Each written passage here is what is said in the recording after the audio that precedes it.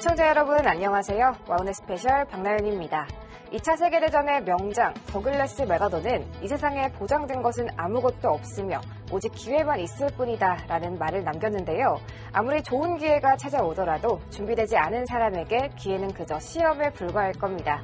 완벽한 기회를 단숨에 잡는 그날을 위해 여러분의 멘토 와우넷 송재우 대표님 모셨습니다. 대표님 안녕하세요. 네, 반갑습니다. 네, 반갑습니다. 최근 상승에 부담을 느낀 개인 투자자들의 인버스 ETF 매수가 늘어나고 있는 모습인데요. 과연 이게 현명한 선택일지 또 이런 상황에서는 어떤 투자 전략을 가지고 가야 할지도 함께 여쭤볼게요. 네, 인버스 ETF 같은 경우는 해지 수단. 그러니까 네. 내가 주식에서 이제 비중이 컸을 때 일정 부분 해지 수단을 보시는 게 좋을 것 같습니다. 왜 그러냐면 지금 삼성전자와 하니스가 지수를 올려놓고 있잖아요. 그래서 지금 코스닥 같은 경우도 키 맞추기 하면서 올라온 상황에 있습니다. 그렇다면 전체적으로 지수가 올라온다는 거는 이제 그동안 바닥에서 못 간 종목들 있잖아요. 눌려져 있고 소외됐던 업종 섹터들이 움직일 것으로 보고 있기 때문에 인버스는 한해지 수단을 보시고 전략상으로 말씀드리면 그동안 못 올라갔던 섹터들. 최근에 중국 소비주라든지요. 중국 쪽이 살아나면서 반도체가 살아나고 있거든요. 그래서 중국 소비주 이런 흐름에서 이렇게 좀 소외됐던 쪽. 그리고 추가적으로 엔터 같은 경우도 지금 상승했다가 조정 나오고 하는 모습을 보이지만 이런 쪽 섹터들, 그러니까 소외됐던 쪽에서 보시면 좋을 것 같습니다. 네, 그간 소외됐던 섹터들도 주목해보자라고 말씀해 주셨습니다. 이어지는 강의에서 더 자세한 내용 들려주실 텐데요. 방송에서 못다한 이야기가 아직 많습니다. 언제 어디서 들어볼 수 있을까요? 네, 이 시간이 너무 짧기 때문에 이제 네. 강의 진행하지만 제가 이제 매주 화요일 날 장중 오전 6시 반부터 이제 장 끝날 때까지 공개 방송도 하고 있고요. 또 저녁에 오시면 8시 반부터 한국경제TV로 오시면 무료 입장이 가능하니까요. 이용하시면 좋을 것 같습니다. 여러분들 제가 시리즈로 말씀드리고 있죠. 예, 이번에는 이제 바이오 업종 하니까요. 끝까지 보시고 투자하는 데 도움이 됐으면 좋겠습니다. 네, 매주 화요일에는 오전 8시 반, 그리고 야간에 수요일과 목요일에 만나보실 수 있습니다. 한국경제TV로 입장하시면 무료로 참여하실 수 있으니까요. 꼭 참여하셔서 송재우 대표님과 성공 투자를 위한 알찬 전략들 가득 세워가시길 바라겠습니다. 대표님, 오늘도 소중한 말씀 감사드리고요. 이어지는 강의도 잘 부탁드리겠습니다. 감사합니다. 안정적이고 확실한 성공의 맥을 잡고 싶으신가요? 단순히 시장의 추세만 따르다가는 급변하는 흐름에 휩쓸리기 십상인데요. 남다른 투자 시각으로 안정적이고 확실한 종목만을 쏙쏙 뽑아내는 일타 고수들, 어떤 시장에서도 살아남는 고수들만의 투자 전략을 송재우 파트너가 소개합니다. 오늘은 바이오 핵심 밸류체인과 추세 보조지표 매매법을 소개합니다. 지금 바로 만나보시죠.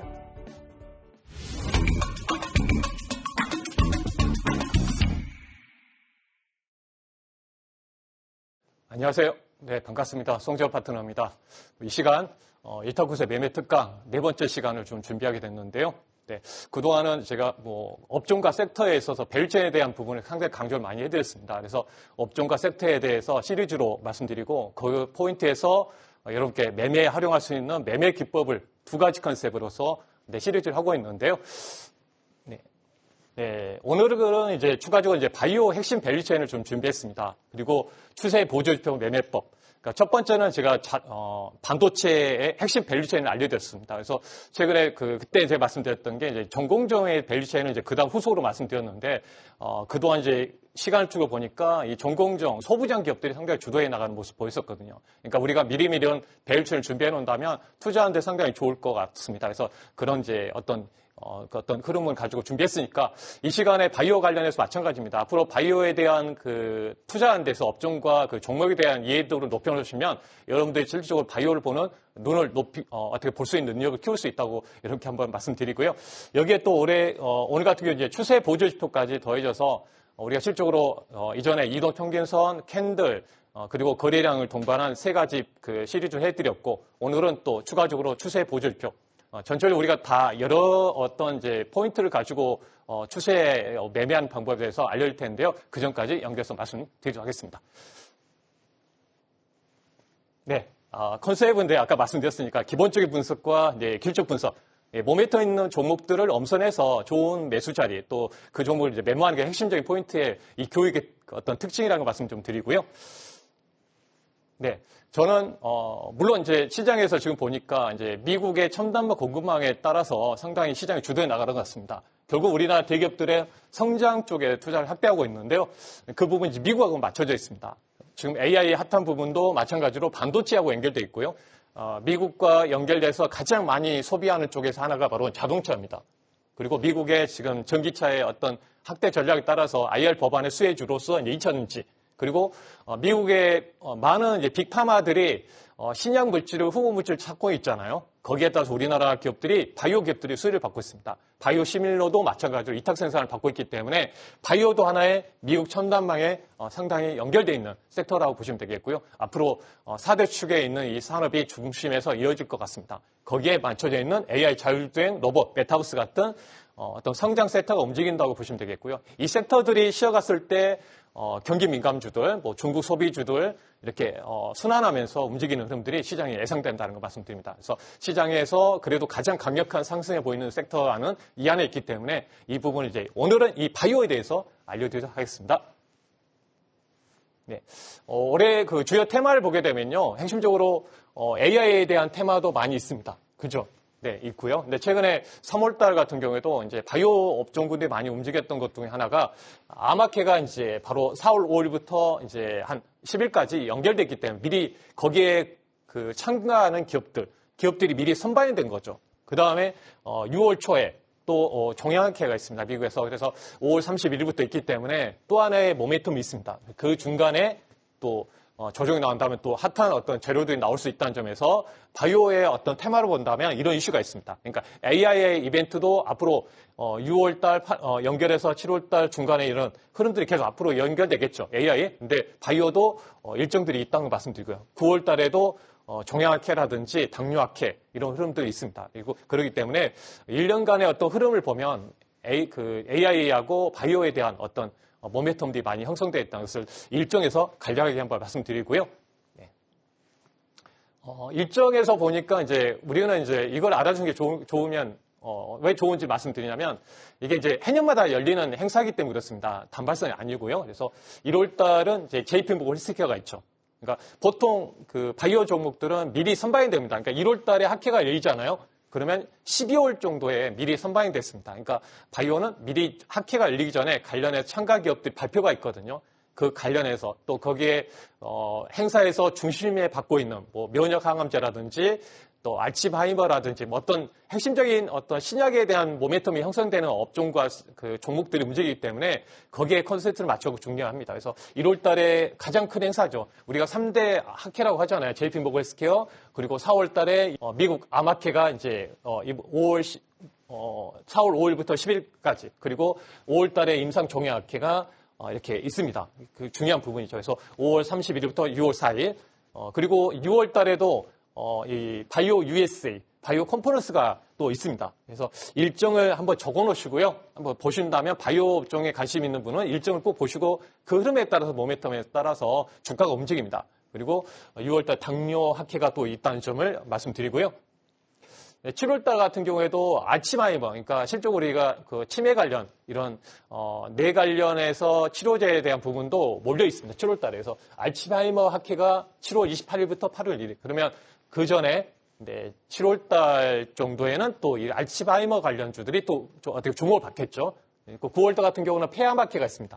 그럼 폐암 관련된 이제 파이프라인을 갖고 있는 대표적으로 유한양이라든지 오스코텍 같은 기업들이 또 영향을 받거든요. 그래서 9월 달에도 일정이 있다는 거고요. 당뇨 학회, 그리고 종양학회가 유럽에서 이제 가장 큰 학회는 9월 달에 13일부터 17일에 있는 그 종양학회가 있습니다. 그러니까 우리가 이제 우리 인간이 가장 정복을 해야 될 부분이 암이죠. 종양.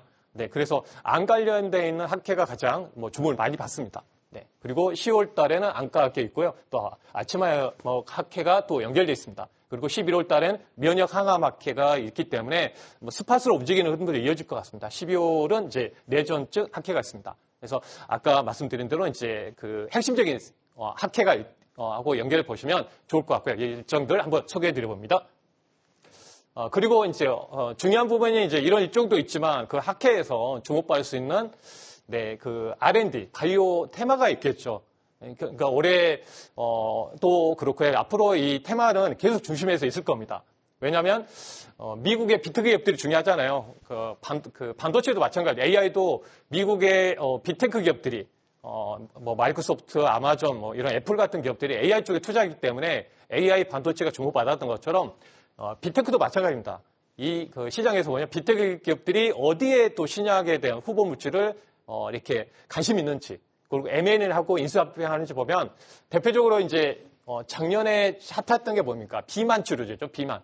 네, 비만 치료. 일라일리라든지 노스퀴스티스크 같은 이런 회사들이 주목을 받았기 때문에 아마 이 부분에서도 이제 비만 치료제 이 부분을 가장 중요하게 보겠죠. 1차적으로 보면. 그 다음 관련해서는 알츠하이머도 마찬가지입니다. 일라일리라는 이 회사가 상당히 이제 M&A를 많이 하고 있는데요. 그러니까 지금 미국의 빅테크, 빅파마 기업들이요.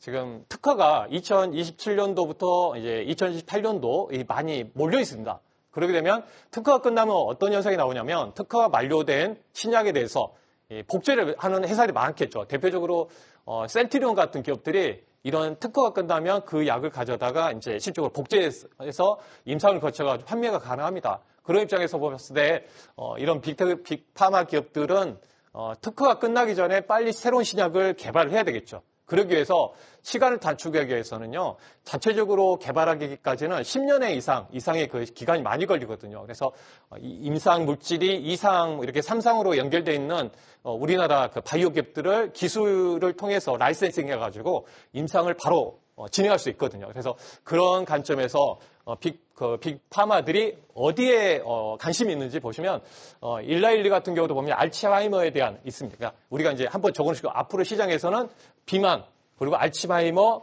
그리고 여기에 있는 비알코올성 지방 간염 쪽 이렇게 보시면 좋을 것 같습니다. 그래서 핵심적으로 이제 내용에서 이제 이 부분들이 이제 복잡할 수 있지만 핵심적으로 보면 이 빅파마들이 이쪽에 있는 치료제 쪽으로 관심을 받고 있다 이런 부분 말씀드리고요. 또 자가 면역 질환 치료제 같은 경우에도 우리가 이제 중심에 있습니다. 그러니까 이런 부분 다 우리의 그 인간의 면역 체계에 대한 연결돼 있잖아요. 우리가 암에 걸린 것도 면역력이 떨어지면서 정상 세포가 이렇게 암으로 바뀌는 거잖아요. 그래서 이런 면역에 대한 어떤 흐름들이 좀 커지고 있습니다. 그리고 면역 항암제. 네, 그전에는 이제 항암제 같은 경우는 우리가 화학적인 항암제가 있었고, 그 다음에 암을 좀 타겟으로 표적화하는 항암제가 있었죠. 근데 실적으로 이런 항암제 같은 경우는 실적으로 이제 부작용이 많습니다. 그러니까 면역세포까지 다 파괴해버리다 보니까 암세포를 죽이면서 우리의 몸 안에 있는 면역세포까지 좀 훼손시키면서 도리어 부작용이 심하게 나오는 경우가 많죠. 그래서 면역항암제가 지금 주목을 받고 있는 트렌드고요. 그 다음에 이제 이 면역항암제하고 연결돼서 봤을 때 우리가 이제 이 치료제뿐만 아니라 새로운 치료제까지요. 그러니까 같이 병용해서 하는 치료법이 나오고 있습니다. 그러니까 이 하나로만 안 되기 때문에 두 가지 치료제를 통해서 병용하는 경우가 있는데요. 지금 새롭게 뜨고 있는 게 이제 ADC 항암제 쪽이 같이 뜨고 있습니다. 대표적으로 그래서 머크사가 대표적으로 연결해서 주목받고 있죠. 면역 항암제.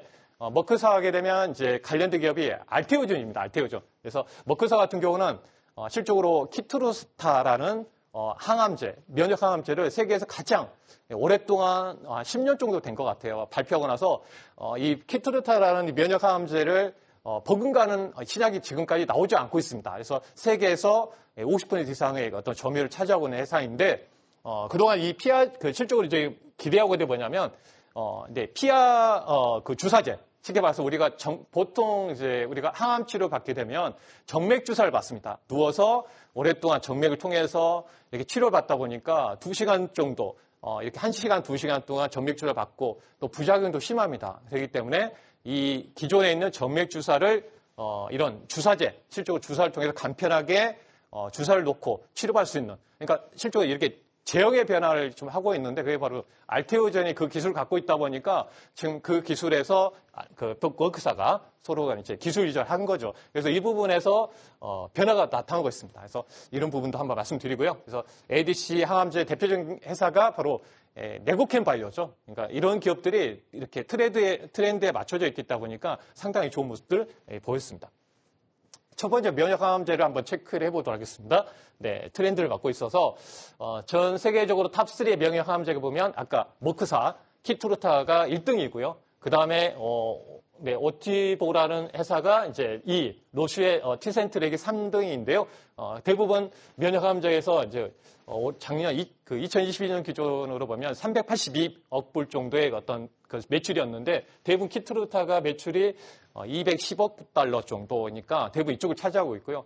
이제 또 앞으로도 확대된 부분들이 커진다는 것은 어떤 당연한 이치인데 뭐냐면 다양한 그러니까 우리가 이제 항암 치료제 같은 경우는 이제 간암 쪽에 뭐 폐암 쪽에 적용하고 앞으로 뭐 대장암 쪽에 적용하면서 적용하는 암이 이제 그 적용증이 많아집니다. 그렇기 때문에 아마 성장이 커진다는 거고요. 이 커진다고 봤을 때 우리나라 같은 경우는 또 여기에 제형의 변화하고 연결되어 있는 기술에 변하는 기업들이 많이 이쪽에 그 투자를 많이 하고 있거든요. 그러면 그런 부분에서 우리나라 기업들이 바이오 기업들이 수혜받을 가능성이 크다는 점을 한번 다시 간접적으로 한번 말씀드리고요. 그래서 이런 세계적인 항암제 3대 회사들 한번 말씀드려봤고요. 네. 그래서 한번 이제 이해도를 높이기 위해서 한번 말씀드려봅니다. 우리가 이제 바이오 같은 경우는 상당히 전문적인 지식도 많이 필요합니다. 근데 우리는 이제 투자하는 관점에서 바라보고 설명드리는 거니까 이해 차원에서 한번 설명드려보도록 할게요. 면역항암제. 말이 어렵습니다. 여기까지는 알겠는데, 실제로 우리가 면역세포를 이용해서 실제로 암을 잡는다 보시면 되겠어요. 암세포를 잡는다 보시면 되겠고요. 그래서 여기 보면 면역간문억제제. 네, 한자가 들어가기도 어려운데요. 한번 제가 설명을 드려보도록 하겠습니다. 네, 원래, 우리 정상 이 면역세포가 있고요. 면역세포가 있는데, 이 암이 있죠. 암세포가 지금 종양이 발생했을 때 어떤 현상이 나오냐면요. 이 암세포가 실적으로 그 면역세포가 세포를 공격 못하도록 해요. 그러니까 원래는 정상적일 때는 면역세포가 암세포가 나오면 그걸 죽이죠. 근데 그러지 못하도록 특히 이제 이 전문 용어는 PDI 그리고 PDLI라고 해가지고 서로 간에 이제 결합시킵니다. 예를 들어 결합시켜서 실적으로 암세포가 아닌 것처럼 면역세포가 인식하도록 합니다. 이렇게 만들어 있거든요. 그래서 이 항암제 같은 경우는 마찬가지로 면역간문억제제. 억제한다고 보시면 돼요. 억제. 그대로. 여기에 있는 서로 결합되는 것을 실적으로, 네. 특히 이제, 키트루타 같은 경우는 이제 여기에 있는 PD-1 이거를 이렇게 분리시켜주는 거예요. 역제시켜요. 서로 간에 이렇게 연결하면 서로 간에 있으면 나는 정상세포라고 속이는데 이걸 끊어주는 거죠. 예, 그래서 이 면역세포가 이거 암세포라는 것을 인식하도록 해서 공격해서 암세포를 죽일 수 있도록 하는 어떤 면역간문 억제자라고 보시면 돼요. 그래서 이런 흐름을 보시면 되겠고요. 실적으로 이제 이건 시뮬레이션 한 거죠. 이렇게 시뮬레이션에서 면역세포가 이렇게 공격하는 모습들을 보였는데, 네, 그래서 아까 말씀드린 대로 실적으로 이렇게 암세포가 속이는 거죠. 면역세포를 속이는 거죠. 그래서 이거를 속이는 연결해서 끊어주는 해서 실적으로 암세포를 공격하는 시뮬레이션을 만드는 이미지라고 보시면 되겠고요. 한번 참고서를 보여드립니다. 그래서 지금 왜 그러냐면 지금 항암제 같은 경우는 이제 면역 항암제가 지금 트렌드이기 때문에 이런 부분에서 말씀드립니다. 그래서 실적으로 면역력을 높이면서 네, 이렇게 치료받는 게 상당히 중요하죠. 그래서 실적으로 매출 같은 경우 아까 보여드린 대로요. 네, 상당히 그 키트루타가 독보적이죠. 독보적입니다. 왜 이걸 말씀드리냐면, 여기에 있는 그 관련된 기업들이 이제 대표적으로 알테오존하고 연결되어 있습니다. 그래서 제가 이제 방송 중에 여러분께, 알테오존 같은 경우는, 제가 작년에 방송에서 정말, 이렇게 누워갔어요. 수련했을 때 한번 알려드렸었습니다. 그때 한번 이 키트루타 관련해서 한번 알려드렸는데, 맞습니다. 이 부분들이 매출이 확대되고 있어서 이제 특허가 이제 곧 끝나가거든요. 이제 시간 지나게 되면. 그래서 여기에 대한 대비가 좀 많이 이루어질 것 같습니다. 그래서 앞으로, 흐름에 보면 대부분 키트루타 쪽에 연결된 부분에서 상당히 매출이 크다는 거 다시 한번 체크를 해보고요. 네. 예, 아까 이제 설명드린 대로 이 키트루타 같은 경우가 추가적으로 그러니까 그 전에 뭐 폐암, 유방암, 뭐 신장암 이렇게 다양한 암 쪽으로 계속 적용되니까요. 매출이 확대될 것 같습니다. 확대된 부분이 있습니다. 그래서 이런 키트루타에 어떤 적용하는 매출이 확대될 것 같습니다. 그래서 이런 부분을 왜 설명드리냐면 이 부분을 설명드리기 위해서 하기 위해서 제가 말씀드린 겁니다. 그래서 아까 초입 부분에서 말씀드렸는데 우리가 시장에서 이제 또 하나의 트렌드가 뭐냐면 기존에 있는 이제 그 신약을요, 실적으로 정맥 주사를 맞고 있는 어떤 신약들의 효과 있는 신약들을 제형을 변경시켜서 네, 쉽게 우리가 치료받을 수 하는 부분에 있습니다. 그래서 제형 변경 관련해서 보면 특히 왜 중요하냐면 지금 트렌드가 되고 있냐면 아까 말씀드린 대로 키트루타 같은 경우는 2028년도에 특허가 만료됩니다. 특허가 만료되면 누구나 복제자 쓸 수 있다는 거잖아요. 그리고 이 부분들에 보면 아까 말씀드린 바이오 시밀러 회사들, 셀트리온 같은 기업들, 삼성바이오 같은 기업들이 전 세계적으로 가장 돈을 많이 벌고 있는 이 신약을 복제할 수 있다는 겁니다. 이 부분을 방어하기 위해서는 제형 변경이 꼭 필요한 상황입니다. 쉽게 말씀드리면 정맥 주사를 주사로, 그러니까 우리가 간단하게 의사가 주사를 놓고 이렇게 하게 되면 어떻습니까? 간단한 치료잖아요. 그리고 내가 스스로 주사를 놓을 수도 있고 여기 아니더라 주사가 무서우면 피부를 통해서 아니면 알약을 통해서 이렇게 치료받는다면 간단한 치료가 될 거 아닙니까? 그래서 실제로 이제 어떤 경제적인 손실도 많이 줄겠죠. 그래서 그런 부분에서 제형 변경해가지고 특허 만료를 대비한다는 점에서 빅파마들이 제형 변경을 좀 확대해 나갈 것 같습니다. 네, 그 점 말씀드리고요. 또 IR 법안 때문에 약가 인하를 해야 됩니다. 약가 인하, 그러니까 기존에 있는 약은 약가를 인하해야 됩니다. 그래서 신약 같은 경우는 몇 년 동안의 어떤 약가 인하를 안 해도 되거든요. 그래서 신약 개념으로 개발이 이루어질 거라는 점 말씀드리고요. 네, 이 부분에서 이제 바이오 시밀러 같은 경우는 이런 상황에 아까 하나 투자 포인트 보면 뭡니까?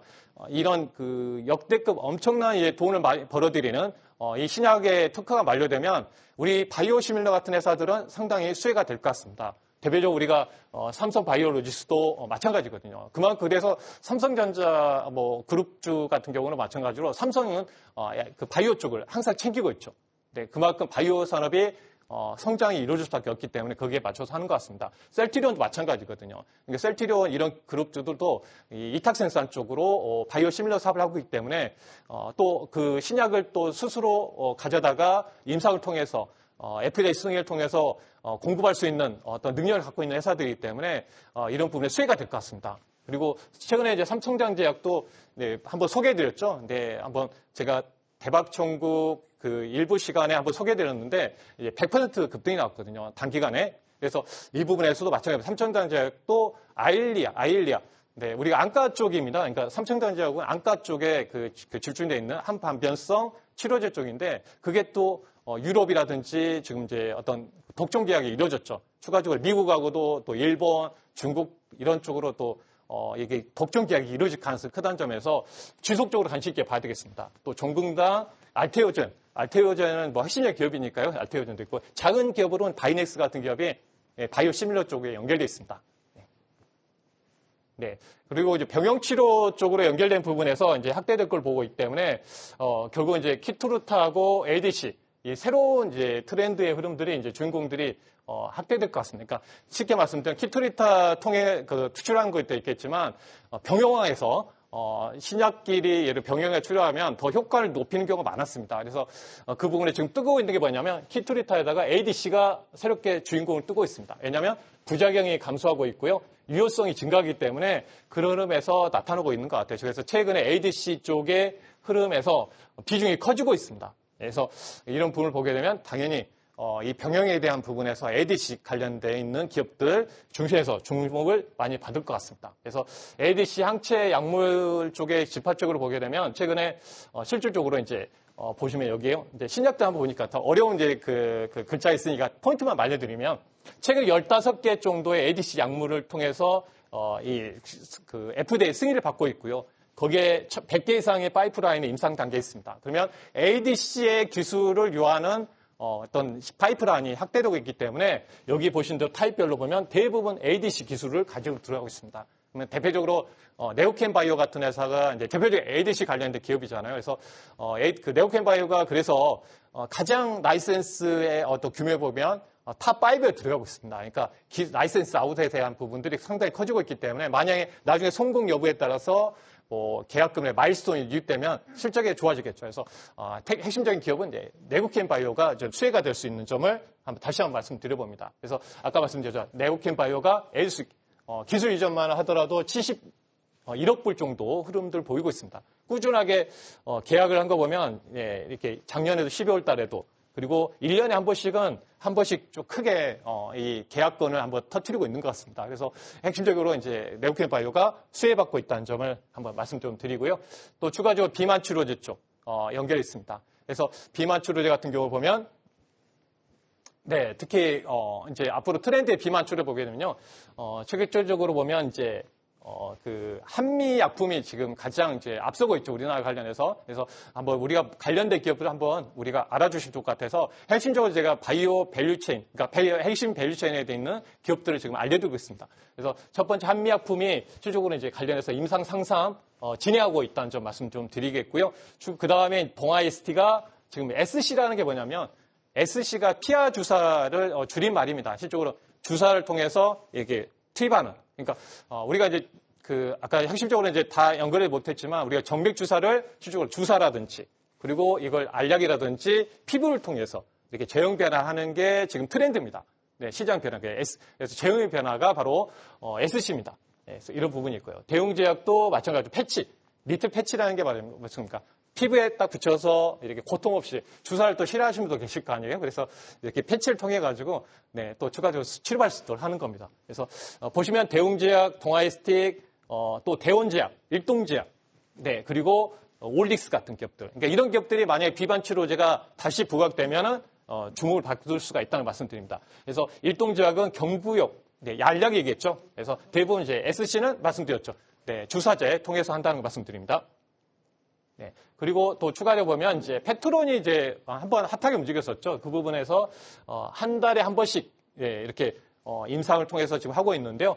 SC라는 게 주사제를 통해서 이제 비만 치료제, 그러니까 페트론이 그 부분이고요. 또 하나가 이제 인베스티레빌이 또 대부분 이제 SC, 대부분 지금 SC라는 거는 지금 주사제, 피하 주사제라고 보시면 되겠습니다. 그리고 HIV 제약이라든지 이런 휴메딕스, 셀티리온 제약 같은 기업들이 대표적으로 비만 치료제 관련주라고 말씀드리도록 하겠습니다. 네, 또 알츠하이머 관련해서도 말씀 좀 드려보도록 하겠고요. 그래서 알츠하이머 관련해서 보면은 지금 추가적으로 아까 설명드렸죠. 알츠하이머. 그래서 111 쪽이 이제 연결해 있기 때문에 아마 그 지금 현재 일정을 보니까요. 네. 이 바이오젠도 알츠하이머 쪽에서 올해 하반기에 승인 예정이 있고요. 또 111 같은 경우도 이제 FDA 승인에 대한 일정으로 연결되기 때문에 이쪽에서 만약 알츠하이머 쪽이 연결돼 있으면 뭐 관련 테마도 움직이겠지만 진단 쪽의 의약품들이 많이 주목을 받을 것 같습니다. 진단 쪽이요. 그래서 진단 쪽 같은 경우가 대표적으로 우리나라 같은 경우는 우리나라 이 회사들이 침투해 온다면 피천캠 같은 이제 이런 방사선 의약품. 예, 그래서 방사선 의약품을 통해서 진단해야 되겠죠. 알츠하이머는. 그래서 거기에 대한 수혜가 연결될 것 같습니다. 그 점 포인트에서 말씀을 드려보고요. 하여튼 이런 부분에서 쭉 말씀드렸습니다. 추가적으로 이제 제형의 변경에 대한 부분은 또 여기에서 아까 이제 자세히 못 드렸는데요. 네, 이런 빠진 부분은 제가 나중에 제가 추가적으로 그 고수 송지호 TV 유튜브에다가 다시 한번 정리해서 올려드리겠습니다. 우리나라 아까 핵심적으로 제가 설명드려 봅니까? 앞으로 기존에 있는 이제 신약 관련된 파이프라인을 앞으로는 이제 제형을 변경을 통해서 많이 확대될 것 같습니다. 그 중에 하나가 알테오젠이라든지 이런 기업도 있고요.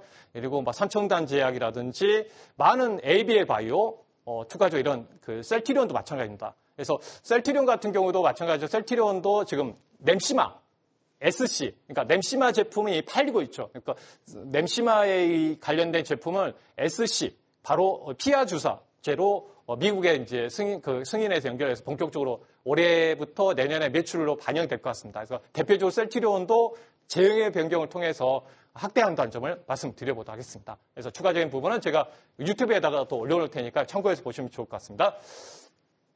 네, 일단은 두 번째 컨셉으로 이제 또 말씀드리면 추세 보조지표 활용 매매법에 대한 부분을 좀 알려드리도록 하겠습니다. 네, 그래서 제가 초반에는 이제 이 밸류 체인에 대한 종목도 알려드리고 그 다음은 이제 추세 보조 지표를 통해서 매매하는 방법을 좀 알려드리도록 하겠고요. 전체적으로 이제 제가 이렇게 컨셉을 나눠서 말씀드리는 부분은 뭐냐면 뭐 좋은 종목도 이제 발굴하는 것도 중요하지만 또 이걸 통해서 또 매매를 쉽게 할 수 있는 방법을 알려드리도록 하기 위해서 하고 있습니다. 이번에 두 가지 MACD 이 보조지표를 통해서요. 추세 전환, 추세 보조지표 그리고 변동성 관련돼 있는 이제 DMI 어떤 보조를 통해 가지고 두 개를 좀 설명드리도록 하겠습니다. 예, 이 삼청당 제약 같은 경우도 이제 최근에 아까 말씀드렸는데 소개해드렸는데 대표적으로 보면 여기 MACD 오실레이터에는 이 자리에서 이렇게 매수시가 떴죠. 양이 떴을 때 제가 MACD 오실레이터 땅을 썼었고요. 그리고 하나 보면 어떻습니까? 이동평균선들이 좀 그래도 좀 수렴하는 모습을 보이면서 5일선을 좀 타기 시작하죠. 5일선 타면서 그동안 좀 꼬여있던 이제 어떤 이동평균선들이 이제 정배열되어지는 모습들을 보입니다. 5일선, 21선. 그러면서 이렇게 추세적으로 올라가는 모습 보이죠. 그래서 5일선을 타면서 올라가는 모습들 거래량도 실리면서요. 근데 여기에 보면 MACD 오실레이터가 이때 매수신을 줬거든요.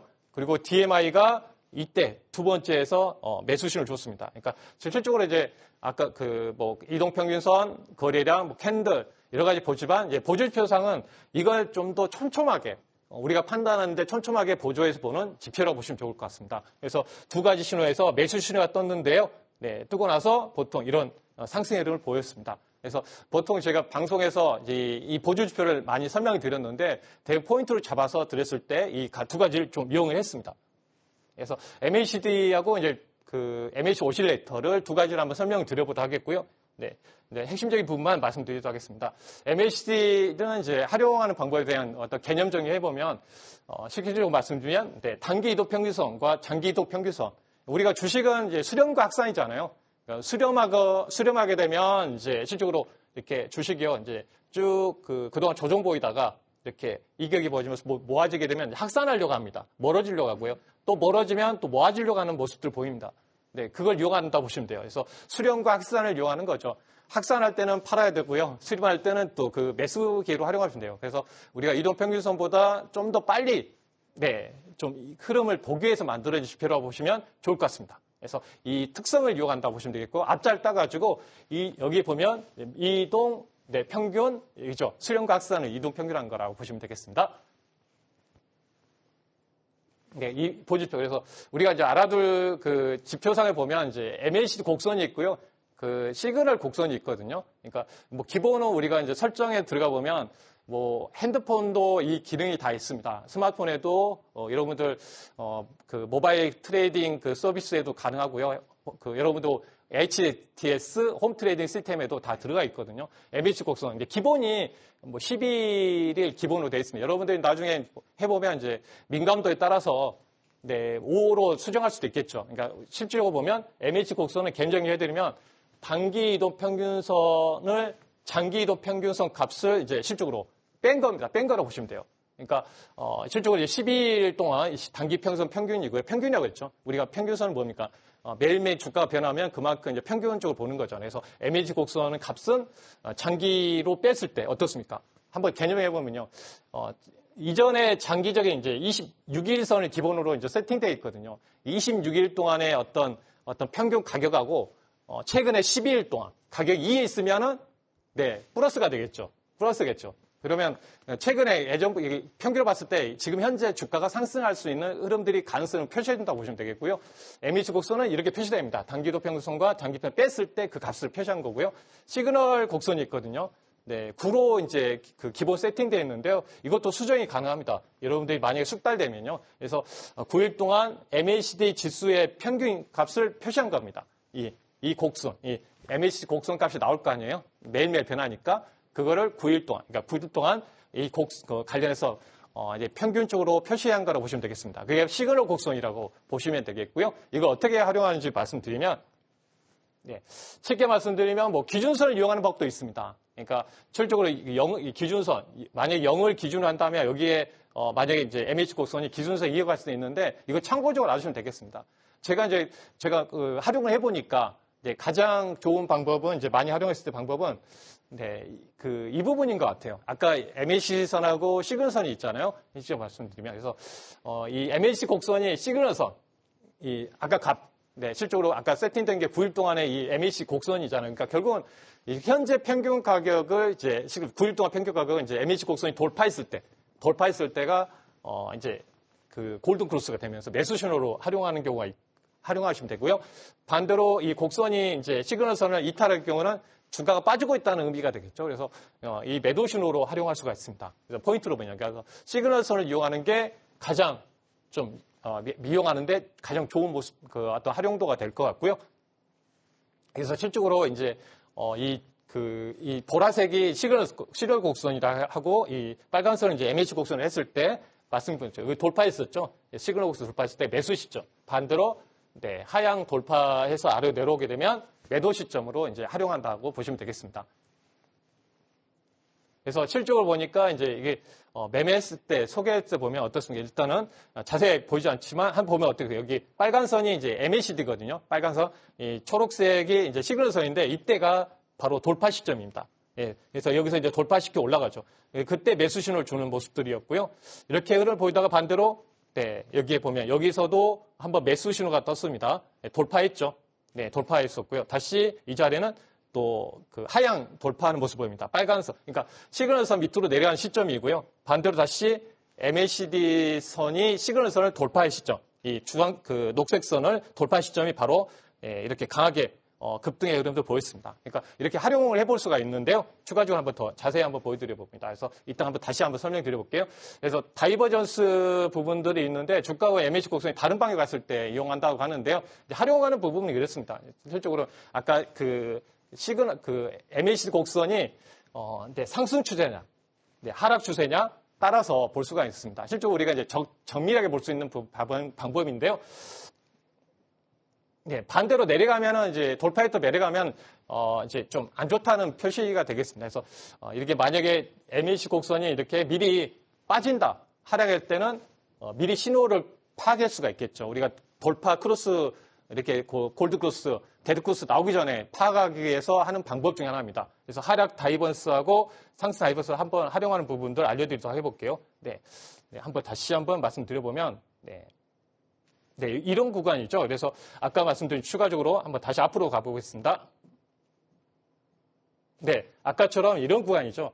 실적으로 이제 여기서 이제 매도시로 나왔는데 이렇게 파동이 이렇게 쭉 타면서 아래쪽으로 내려온 경우는 네, 하락형 다이버전스. 그러니까 실적으로 여기서는 이제 매수하시면 안 된다는 거죠. 이미 이제 매도시로가 나왔지만 네, 이렇게 한번 보여드리는 겁니다. 반대로 여기 추세적으로 이렇게 MACD 곡선이 이제 이쪽으로 올라온 경우 있잖아요. 이렇게 추세적으로 이렇게 타고 올라온 경우 이쪽으로 타면서 이럴 때는 이제 매수 신호 뜨면서 올라오는 거기 때문에 더 정확도를 높일 수 있다. 그러니까 MACD 곡선을 통해서 상승 어떤 매수 신호를 줬는데 상승 쪽으로 이어가면 더 상승의 흐름들이 탄력적으로 이어질 수 있다. 반대로 매도해서 이제 추가적으로 이제 나왔을 때 이렇게 하락 추세일 때도 마찬가지로 더 매수 신호가 강하게 연결됐다는 점을 핵심 포인트로 알려드리는 겁니다.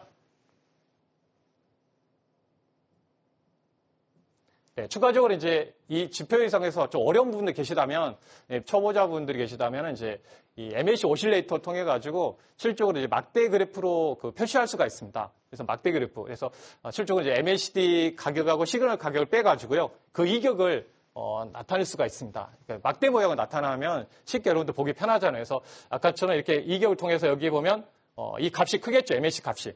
그러면 양으로 뜨겠죠. 그래서 쭉 MACD 값과 시그널 값을 빼면 수치를 막대 모양으로 표시할 수가 있습니다. 그래서 표시할 수가 있는데 이제 양이 뜨면 이제 매수, 음이 뜨면 이제 매도 신호로 활용하시면 좋을 것 같고요. 이 부분 한번 보여드리면 아까 플러스일 때는 매수 신호, 마이너스 때는 이제 매도. 그래서 한번 차트를 직접적으로 보여드리겠습니다. 여기에 아까 이제 같은 이제 차트인데요. 실적으로 이렇게 양이 떴을 때 MACD가 이제 실적으로 이제 값이 높을 때죠. 네, 시그널선보다. 그래서 시그널선보다 가격이 높을 때 양이 뜨는데 보시면 여기 똑같이 매수 신호가 떴습니다. 그리고 여기 음이 뜰 때는 매도가 뜨는 거고요. 반대로 다시 양이 떴죠. 네, 그래서 매수 신호가 뜬 거고요. 네, 그래서 매도 그리고 다시 매수.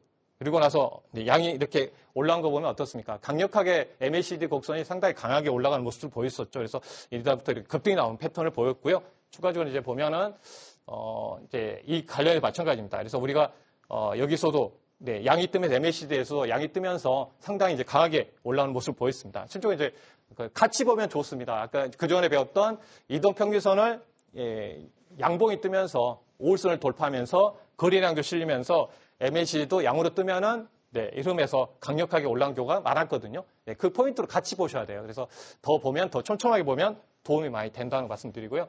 네, 알테오젠 같은 경우 마찬가지입니다. 보시면 네, 여기서 MACD 오실레이터 양 막대로 표시한 거죠. 실적으로 이제 또 흐름을 이제 연결한 부분은 이제 막대로 해냈는데 여기서 이제 양이 떴었죠. 그리고 나서 이제 보시면 급등의 패턴이 나왔습니다. 그리고 이동평균선들에서 보면 어떻습니까? 이제 5일선을 타면서 거래량도 실리고 전반적으로 MACD 오실레이터도 양이 떴습니다. 여기 음에서 떴었죠. 그래서 매수 신호가 뜬 거죠. 여기서 단기간에 양이 뜨면서 매수 신호가 됐었고요. 여기서는 네, 매도 신호가 뜬 거죠. 이 자리에서는. 그래서 양과 음을 통해 가지고 처음에 이제 변한 시점, 네, 그러니까 음에서 양으로 떴을 때가 이제 매수 신호가 된 겁니다. 네, 이때도 그랬죠. 포인트, 네, 자리 한번 이제 보여드리고요. 네, PSK 같은 경우도 한번 이제 제가 이제 직접적으로 여러분께 소개했을 때 소개해 보면 어떻습니까? MACD가 전체적으로 양으로 떴었죠. 마이너스권에 가서 이 자리에 소개됐는데 좀 자리가 딱 타임이 맞아가지고 연결해 드렸거든요. 보면 어떻습니까? 이 전체적으로 5일선을 타면서 이동 평균선을 다 돌파해냈죠. 그리고 거래도 실리면서요. 그리고 정배열시키죠. 5일선, 20일, 60일 정배열시키고 나서 쭉 타고 올라가는 모습을 보입니다. 그러면 어떻습니까? 아까 말씀드린 수렴과 확산이잖아요. 그러니까 모아지면 네, 확산하려고 하는 흐름들 보인다. 주식이 그래서 그 포인트를 가지고 우리가 이용하는 거죠. 네. 그래서 이 부분에 매수 신호가 떴다는 거 말씀드리고요. 네, K스택도 마찬가지입니다. 여기 자리에서 쭉 그 음에서 이제 실적으로 이제 타면서 이 자리에 매수 신호가 뜬 거죠. 그렇기 때문에 이 자리에서 제가 매수 포인트를 잡아드렸던 거고요. 그리고 나서 쭉 흐름을 타면서 전체적으로 5일선을 타면서요. 그다음부터 쭉 올라간 모습 보였습니다. 그러니까 가장 이제 중요한 자리는 결국은 이렇게 이동평균선들이 수렴하는 과정. 결국은 이제 수렴하는 과정에서 많은 사람들이 이제 그 가격대에 갖고 있는 거죠. 우리가 평균이라는 게 그 같은 가격대에 두고 있다는 의미가 되잖아요. 그래서 그 부분에서 이제 거래가 실리면서 올라가니까 상당히 강력하게 좀 올라가는 흐름들을 보였습니다. 네, 말씀드리고요. 네, GS도 소개할 때도 마찬가지입니다.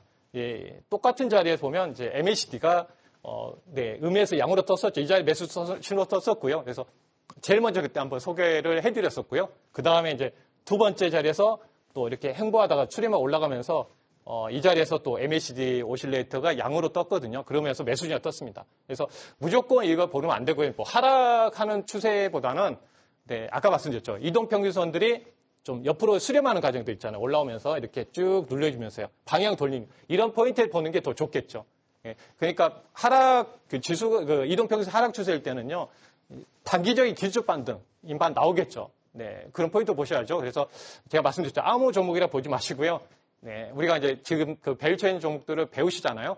그런 종목 안에서 이동평균선들이 배우는 대로, 지난 시간에 배운 대로 수렴하는 과정들 보여주고 또 여기에 따라서 같이 보면 거래도 실리면서 5일선을 타면서 움직이는 흐름들 보여준다면 그 다음부터 강하게 올라가거든요.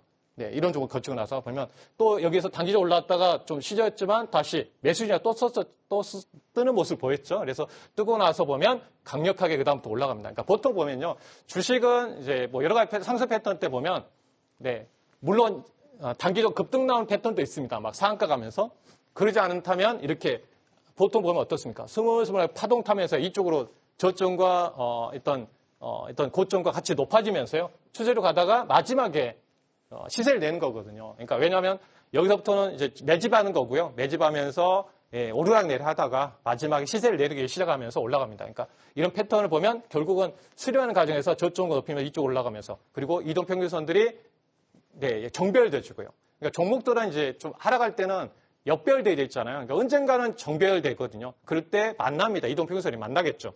네, 이렇게 100일선, 60일, 만약 21선 이게 하락하다가 언젠가 정배열로 돌아가면 만나거든요. 이 만나는 지점과 아까 말씀드린 대로 보조지표를 활용하면 좋을 것 같습니다. 그리고 거래량이라든지 추세적으로 같이 캔들이라든지 그런 부분들 같이 보면 더 정확도를 높일 수가 있습니다. 네. TSA도 제가 이제 여러 개 소개했던 종목 중 안에서 중심을 말씀드립니다. TSA도 이 자리 보시면 정확하죠. 이 음을 타고 가다가 마지막에 여기에 양이 떠기 시작했거든요. 그러면서 이 거래량도 좀 실리면서 올선과 흐름들 타고 있기 때문에 이제 쭉 말씀드렸던 거고 그래서 쭉 이제 그 다음에 급등이 나왔습니다. 단기간에 급등 나왔고요. 네, 테크인도 마찬가지입니다. 테크인도 제가 작년에 그 반도체 후속주로서 한번 소개해드렸잖아요. 그러니까 너무 HBM 쪽에서 그때 갔을 때 뭐 쉬어가니까 반도체 끝난 거 아니냐고 했을 때 제가 뭐랬어요? 확산으로 간다고 그랬죠. 반도체 확산. 온 디바이스 아니면 또 그 안에서 반도체는 계속 확산해 갈 것이다. 그게 바로 이제 테크인이 중요한 역할을 할 것이다 말씀드렸고요. 그래서 이 자리입니다. 수렴했죠. 수렴하고 나서 네, 올라왔거든요. 그래서 바로 5일선을 타더라고요. 5일선 타고 거래 좀 실리면서 또 MACD 오실레이터에서 양이 뜨면서 그다음부터 쭉 올라오는 모습들을 보였습니다. 이렇게. 그래서 출발점은 여기에서 포인트를 잡았다는 말씀드리고요. 네, 니노공업도 마찬가지입니다. 니노공업도 이 자리에서 좀 알려드렸는데요. 보시면 이게 우리가 이제 투자하다 보면요, 이 수렴하고 있습니다. 이런 경우 있어요. 수렴하고 있는데 갑자기 한번 뺍니다. 뺐다가 올린 경우 많아요. 네, 맞습니다. 다 뭐 투자 이제 고수들도 마찬가지로 다 보고 있습니다. 그러면 이제 마지막 어떻게 보면 이제 터는 거죠. 흔드는 거죠. 실제 말씀드립니다. 그래서 이 자리에서 버텼는데 갑자기 쭉 빼면 어떻습니까? 네, 사람들은 이제 일단 팔려 가겠죠. 이 기업에 무슨 일이 있나 보다 하고, 그래서 그 물량도 받고 다시 올려버리죠. 그런 경우가 많아요. 근데 하지만 추세를 보면 어떻습니까? 다시 만약에 5일선을 깨고 내려왔을 때 5일선 탄다면 이거는 다시 좀 이 세력들이 컨트롤하고 있다는 의미가 될 수 있거든요. 그래서 그때 보면 5일선을 타면서 다시 이 전체적으로 60일까지 돌파해버리니까 강력한 에너지를 분출하거든요. 그래서 보시면 어떻습니까? 이렇게 5일선을 다시 타니까 MAC 오실레이터 같이 떴었습니다. 네. 예, 그리고 상승의 흐름 보였고요. 제주반도체도 마찬가지입니다. 이 포인트를 본 거예요. 처음에 처음 봤을 때 추세를 좀 행보하다가 처음에 MAC 오실레이터 떴거든요. 뜨고 나서 다시 조정이 나왔습니다. 기다렸습니다. 기다렸다가 4,800원대에서 타이밍이 딱 와가지고 그때 말씀드렸던 겁니다. 4,800원에서. 왜냐하면 MAC 오실레이터 이런 흐름 보니까 양으로 바로 돌아서는 모습도 예상됐고, 또 추가적으로 한번 거래 실리면서 이제 수렴하는 모습에서 5일선 타면서 살짝 거래량이 증가하는 모습들 보였거든요. 그래서 그다음부터 쭉 올라온 모습을 보였습니다. 그러니까 투자하다 보면요, 이렇게 저점에서 포인트를 좀 잡을 수 있고요. 또 자리를 잘 본다고 해도 말씀드렸잖아요. 온 디바이스 AI 쪽으로 반도체가 중요하잖아요. 그럼 이 기업을 알고 있어야겠죠. 밸류체인. 여기에 관련된 삼성전자가 AI 쪽에 관련해서 온 디바이스 쪽으로 간다. 그럴 경우 가장 강력하게 미리 아셔야 되겠죠. 그러니까 종목에 대한 이해도를 높이셔야 하고 매매 포인트도 알아가셔야 되겠습니다. 이 부분 이거 코리아 서킷도 그랬고요. 또 이런 부분이 있습니다. 그리고 하나 이제 시간이 없기 때문에 많은 기업도 이렇게 해서 잡아냈다는 거고, DMI 쪽에 대한 부분도 이제 변동지표로서 이용해 볼 수가 있습니다. 그래서 추세의 강도하고 방향성을 통해서 함께 나타날 수 지표거든요. 그래서 현재 주가가 일정한 방향의 추세를 계속 가려가는 흐름들이 있는데, 상승하는 폭이 컸을 때 그게 바로 DI 플러스, 반대로 하락하는 비율이 컸을 때가 바로 DI-거든요. 이 두 가지 가지고 이용한다고 보시면 돼요. 결국 뭡니까? 상승 쪽이 컸을 때가 크겠죠. 네, 그래서 포인트를 알면, 그래서 DI 플러스 같은 경우 전이 고가보다 현재 주가가 높다는 거고, 힘이 강하다. 상승의 힘이 강하다. 상승. 그리고 DI 플러스는 전이보다 이제 저가보다 낮을 때이기 때문에 하락의 힘이 강하다는 거죠. 하락 추세. 이런 부분입니다. 두 가지에서 이제 이해하시면 되겠고요. 결국 이제 이용할 때는 DI-가 DI 마이너스 상향 돌파했을 때 매수, 반대로 하향 이탈할 경우에는 DI 플러스가 이제 아래로 내려갈 경우 매도로 활용하시면 되겠습니다. 실적을 한번 바라봐 볼까요? 그래서 실적은 이제 이 종목을 보면 어떻습니까? 이 자리거든요. 예. 실적을 파란색이 DI 마이너스, 빨간 선이 DI 플러스. 이 돌파했죠. 빨간 선이 돌파하니까 매수 신호가 뜬 거고요. 다시 이렇게 가다가 이렇게 다시 다시 하향 돌파에 매도 신호가 뜬 거죠. 다시 이 자리에서 매수 신호가 뜨면서 올라갔습니다. 이때부터 이제 올라갔던 거죠. 그래서 이런 흐름의 포인트를 잡고 우리가 활용해 볼 수가 있다는 거 말씀드립니다. 추가적으로 해서 인터플렉스도 마찬가지거든요. 이 자리에서 한번 떴습니다. DI-가 DI 플러스 틀으면서 매수 신호가 떴거든요. 그래서 이 자리에서 처음에 매수 신호가 떠서 움직이는 양상이 좀 이어졌다는 걸 보여드리고요. 추가적으로 보면 MAC 오실레이터는 또 이 자리 같이 떴겠죠. 그러니까 저는 보면 두 가지 지표를 같이 보면 더 정확도 높입니다. 같이 두 개가 뜨게 되면 더 그 이후에 급등하는 경우가 많이 있더라고요. 포인트, MA 오실레이터하고 DMI가 같이 떴을 때, 매수 떴을 때가 강력했다는 점 말씀드립니다. 네. 오늘은 시간이 좀 부족한 부분이 있지만 오늘 여기까지 진행하도록 하겠습니다. 네, 그래서 오늘도 이제 추가적으로 바이오에 대한 기업들 또 그리고 이제 추세 보조표를 통해서 알려드렸습니다. 송재우 파트너의 일타고수 매매법 네 번째 시간, 오늘은 바이오 핵심 밸류체인과 추세 보조지표 매매법을 살펴봤습니다. 일타고수만의 특별한 전략으로 여러분도 단숨에 투자 성공을 이루시길 바랍니다. 시청자분들을 위한 무료 온라인 특강도 준비되어 있는데요. 송재우 파트너의 더 많은 이야기가 궁금하시다면 한국경제TV 홈페이지에 접속해보세요. 송재우를 검색하시면 방송에서 못다한 이야기를 아낌없이 전해드립니다. 거인의 어깨 위에 올라서듯 일타고수의 머리 꼭대기에 올라서라. 와우넷과 송재우 파트너가 여러분의 힘찬 비상을 응원합니다.